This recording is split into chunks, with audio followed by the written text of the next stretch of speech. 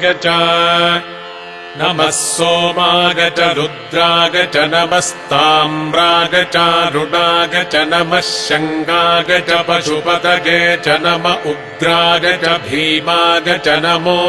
अग्रे वधाय च दूरे वधाय च नमो हन्त्रे च हनीरसे च नमो वृक्षेभ्यो हरिकेशेभ्यो नमस्ताराय नमः शम्भवे च मयोभवे च नमः शङ्कराय च मयस्कराय च नमः शिवाय च शिवतराय च नमस्तीर्थ्याय च कूल्याय च नमः पार्याय च वार्याय च नमः प्रतरणाय चोत्तरणाय च नम आतार्याय च लाद्याय च नमः षष्ट्याय च फेन्याय च नमः सिकत्याय च प्रवाह्याय च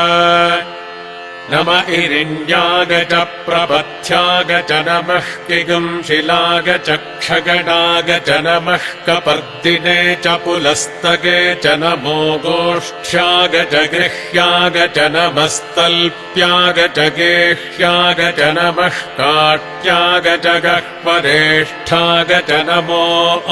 हृदयाय च निवेश्याय च नमः पागुंसव्याय च रजस्याय च नमः शुष्क्याय च हरित्याय च नमो लोप्याय चोलप्याय च नम ऊर्व्याय च सूर्म्याय च नमः पर्ण्याय च पर्णशद्याय च नमोपगुरमाणाय च भिघ्नते च नम आक्षिदते च प्रक्षिदते च नमो मह्किरिकेभ्यो देवानागं हृदयेभ्यो नमो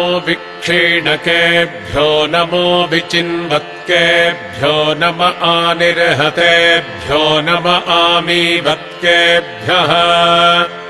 द्रापे अन्धसस्पते दरिद्रन्नीललोहिता येषाम् पुरुषाणामेषाम् पशूनाम् माभेर्मा रोमो येषाम् किञ्चनामवत्